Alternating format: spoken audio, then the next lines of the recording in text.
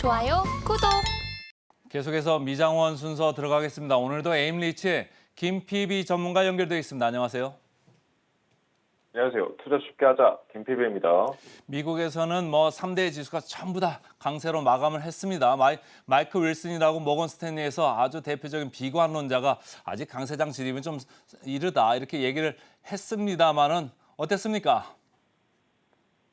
네, 지금 여전히 미국 증시는 강세를 보이면서 3대 지수 모두 상승 마감을 했습니다. 그리고 S&P 500은 0.93%, 나스닥 1.53%, 다우지수 0.56% 상승 마감을 했고요. 이제 지수가 상승을 하면서 기술주 위주의 강세가 많이 나왔던 것 같습니다. 그리고 그간 수급이 중소형주로 많이 몰리면서 러셀 2000 편입 종목들이 큰 상승세를 보였었는데 아직까지도 대형 기술주에 대한 매수 수요가 남아있는 것으로 보이고요.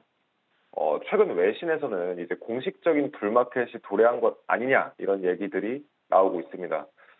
그리고 말씀하신 대로 마이클 윌슨 같은 경우도 이제 월가 쪽집게로 유명하면서도 동시에 이제 주식시장 약세 가능성을 굉장히 높게 보고 있는 대표적인 약세론자 중 한 명인데 주식시장 약세 가능성이 끝난 게 아니다라고 경고를 하고 있고요. 기업들의 이익 전망치는 계속 낮아지고 있지만 여전히 사람들은 공식적인 약세장이 종료됐다고 환호하고 있다 이렇게 얘기를 합니다. 그래서 오히려 지금 연준의 금리 인상이 중단될 것이라는 이런 것들이 이 기대감으로 볼 게 아니라 시세 하락 전환을 유발할 수도 있다고 마이클 윌슨이 보고 있고요. 저 같은 경우에도 마이클 윌슨하고 뷰가 비슷합니다. 그래서 이제 중장기적으로는 사실은 강세장이 오기가 쉽지 않은 이유가 장단기 금리 차라는 지표에 대해서 딱 그 하나만 알아도 사실 그렇게 얘기하기가 쉽지 않거든요. 왜냐하면 지금 장단기 금리 차가 심각하게 역전이 되어 있는 상태인데 장단기 금리 차가 역전돼 있는 상태에서 중장기적 강세장이 나온 적은 지난 수십 년간 한 번도 없었기 때문에 이 부분을 좀 고려해서 리스크 관리를 해야 되지 않을까 이렇게 좀 생각을 합니다.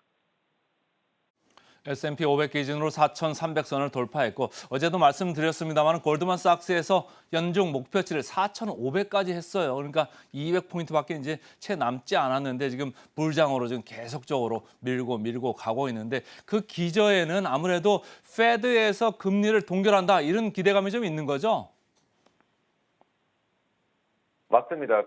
이제 연준은 이제 연준이 더 이상 금리를 올리지 못할 거다. 이제 금리를 올리지 못하고 중단할 거다. 일단 뭔가 금리가 인하되진 않더라도 일단 더 이상의 금리 압박은 없을 거다. 이런 이제 사람들의 기대감이 또 한몫하고 있는데요. 사실 연준이 금리를 안 올릴 때, 금리를 인상을 중단할 때는 금리를 더 이상 인상하지 않아도 물가가 잡힐 것 같을 때만 금리를 동결을 합니다. 이제 만약 금리가 동결이 된다라고 하면은 이제 물가가 잡힐 거다 어느 정도 이렇게 보는 거죠. 하지만 실업률은 3개월, 6개월, 1년 이렇게 선행하는 데이터들이 실업률이 슬슬 증가할 것이다 이렇게 지금 암시를 하고 있는데 보통 물가가 잡히면 실업률도 같이 오르는 게 거의 정설이기 때문에 이제 연준은 물가가 잡히고 실업률이 늘어날 거니까 이제 더 이상 긴축 안 해도 되겠다. 그러니까 이제 더 이상 금리는 더 안 올려도 되겠다 이렇게 보고 있는 거랑 저는 마찬가지라고 생각을 합니다.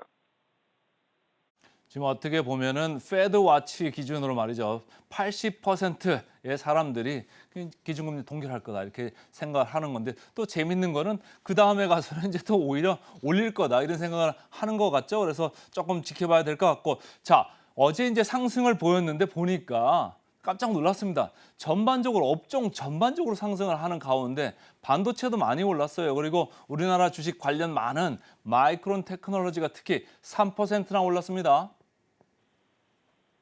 네, 마이크론 잘 올라줬습니다. 그 반도체 관련주나 AI 관련주들이 사실 이제부터는 재무제표 분석이나 이슈 분석이 사실 무의미하지 않을까 저는 이렇게 보고 있는데요.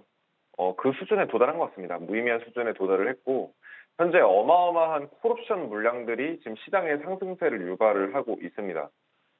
어쩌면 이제 실제로 데이터를 봐도 우리가 인류 역사상 역대급의 콜옵션 매수세를 보고 있거든요. 그래서 어쩌면 이런 시장에서 우리가 투자를 경험하고 배울 수 있다는 것 자체가 영광이기도 하고요. 관찰할 만한 충분한 가치가 저는 있다고 봅니다. 근데 마이크론의 경우에도 하락 추세선을 깨지 않고 다시 반등을 보이고 있는 상황인데 재무제표로만 보면 매출이 분기마다 급감하고 적자 전환까지 한 데다가 악재도 굉장히 많습니다. 하지만 시장은 그런 건 생각 안 하고 싶어하는 분위기로 좀 보이거든요. 그래서 약간 뭔가 공부를 한 사람이면 한 사람일수록 시장에 대한 우려감이 크고 특히 경제에 대한 이해도가 있으신 분들은 시장에 대한 우려감이 굉장히 큰데 오히려 지금 같은 경우는 동물적인 감각으로 매수를 해서 트레이딩을 하시는 분들이 큰 수익을 내는 이런 시장이지 않나 이런 생각이 듭니다. 어제도 저희가 짚어봤습니다만은 반도체 어제 매출이 계속 줄고 있다고 이렇게 얘기를 했잖아요. 근데 주가는 먼저 가고 있고 우리나라도 마찬가지 상황이고 미국도 지금 마찬가지 상황이 연출되고 있다 이렇게 좀 보시면 좋을 것 같은데 특히 말이죠. 최근에 우리 시장 끌고 갔던 큰 화두 중에 하나가 AI 아니겠습니까? 브리지워터 어소시에이츠라고 거기 뭐 헤지 펀드인데 전 세계에서 제일 큰 데 중에 하나잖아요. 거기 레이 달리오도 AI 참 좋은 거는 같은데 조금 위험한 것 같다 이런 얘기도 하고 있어요. 또 한편에서는 AI 관련주로 뭐 5개 이거 좋을 거다 이렇게 얘기를 했지 않습니까? 좀 업데이트가 있을까요? 예, 레이 달리오 같은 경우는 제가 굉장히 좋아하는 이런 인물인데요. AI가 이제 매우 뛰어난 기술이지만 리스크적인 부분도 강하게 존재하고 있다. 이렇게 좀 경고를 하고 있습니다. 그래서 주의해라 이렇게 취지로 발언을 하고 있는데 AI로 인해 생산성이 크게 개선될 거고 다양한 산업에 전방위적으로 활용을 하면서 이와 관련한 리스크 또한 커질 수 있다라고 경고를 하고 있습니다. 그러니까 이런 것 같습니다. 이제 다이너마이트나 스마트폰 같은 것처럼 혁신적인 기술이 반드시 명과 암이 존재한다. 뭔가 이제 우리의 생명에 위협이 될 수도 있고, 우리의 건강을 위협할 수도 있고, 우리의 어떤 생존 자체를 이제 위협할 수도 있는 이런 이제 다양한 명과 암이 있기 때문에 그 부분을 좀 많이 강조를 하고 있고요. 그에 반해서 또 최근에 한 애널리스트가 AI에서 큰 수혜를 볼 만한 주식 5개를 선정을 했습니다. 근데 거기 알파벳, 구글이죠. 마이크로소프트, 아마존, 애플, 그다음에 마지막으로 메타, 페이스북입니다.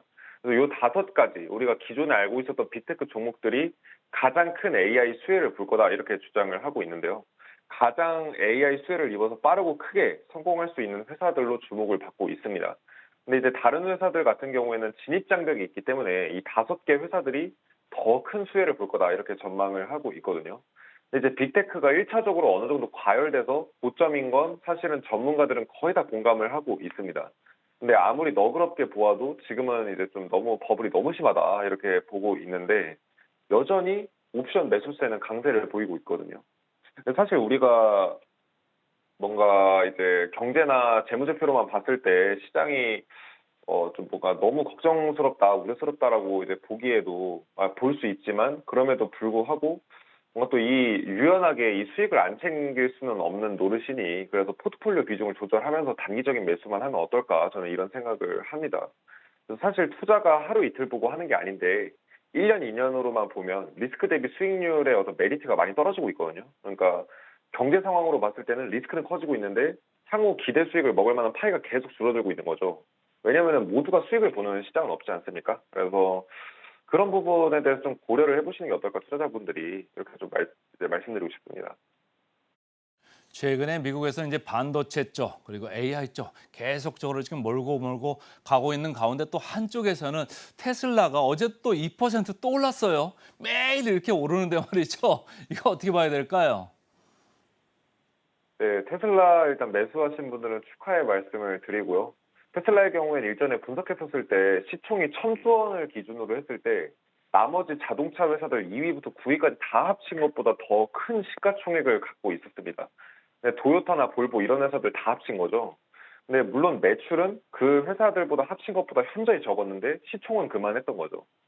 그러니까 그 이유가 뭐냐? 바로 기대감이라는 거죠. 뭐 이제 계속 혁신적인 아이템들 그리고 대안을 내놓으면서 시장을 열광하게 만들고 있습니다. 근데 테슬라의 경우엔 최근에 이제 충전소 이슈가 있지 않습니까?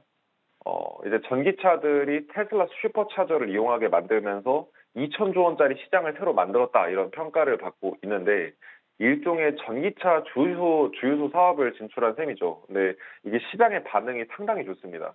그래서 어떤 이런 기대감 때문에 더 이제 테슬라가 혁신적인 회사가 될 거다 이렇게 크게 상승을 이제 만들어주는 이런 이제 기대감을 만들어주고 있는데 게다가 일전에 말씀드렸던 것처럼 달러도 그간 급격하게 상승했었기 때문에 숨고르기 조정 구간에 들어가면서 달러가 조정받으니까 증시가 강세가 더해지는 이런 모습을 보여주고 있는 것 같습니다. 그래서 테슬라가 그런 부분에 대해서 또 그러니까 수혜도 크게 받고 있는 것 같고요.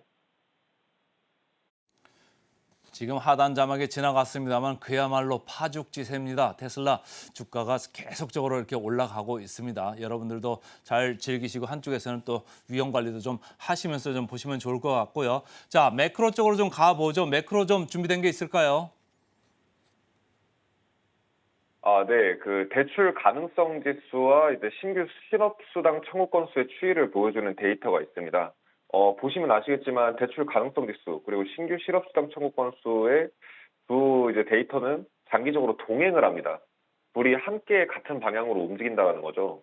이걸 조금 더 이제 해석을 해보면 은행들이 작은 규모의 회사들한테 대출을 까다롭게 하기 시작하는 때가 오면은 규모가 작은 기업들은 대출이 사업을 운영하는 데 사실 큰 영향이 있는 경우가 특히 많습니다. 그러다 보니까 경영이 어려워지고 이는 자연스럽게 실업자의 상승으로 이어진다. 이런 얘기를 하는 거죠.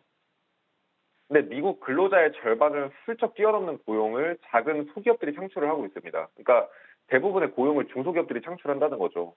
근데 이는 자연스럽게 사실 실업률의 상승으로 이어질 수밖에 없습니다. 왜냐? 이 중소기업들한테 대출을 안 해주기 시작하는데 은행들이 그러면은 중소기업들이 자금을 이제 마련할 데가 없어지고 자금을 마련하기 힘들어지면 결국 해고가 늘어난다라는 거죠. 근데 지금 고점 찍고 내려오는 분위기인데 요 이제 지표가 이제 상하 반전된 지표거든요. 그래서 이게 밑으로 떨어지면 이제 실업률이 늘어난다고 보시면 되겠는데 지금 하방으로 완전히 대출 가능성 지수가 전환을 하면서 실업률도 늘어나지 않겠느냐라는 이제 우리가 추측을 해볼 수가 있는 거죠. 아직까지는 이제 추세상으로 너무 이제 갭이 커진 상황인데 이게 메꿔지면서 하락을 하지 않겠느냐 이런 이제 우려감이 있는 상황이고요.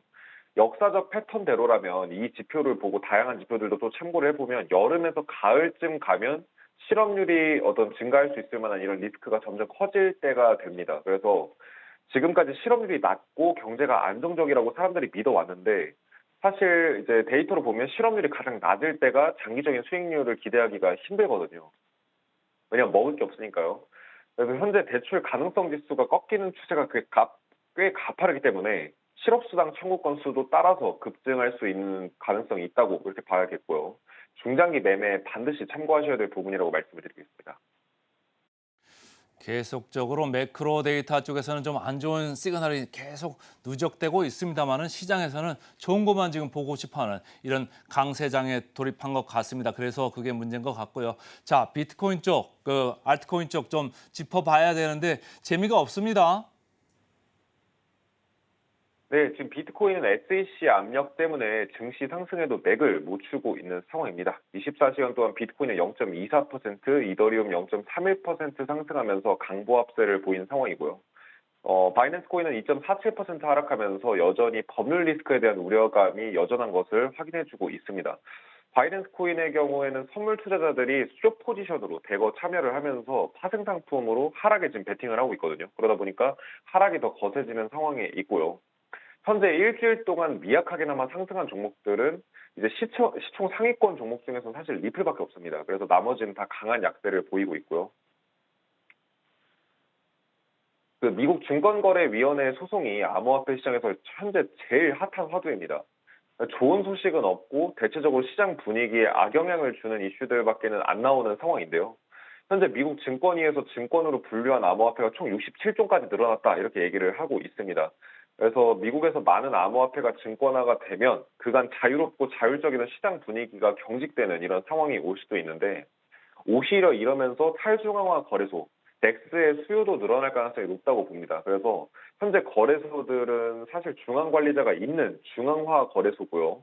탈중앙화 거래소는 중앙 관리자가 없이 전형적인 블록체인 시스템으로 탈중앙화돼서 움직이는 거래소거든요. 그래서 대표적으로 유니스왑이 있죠.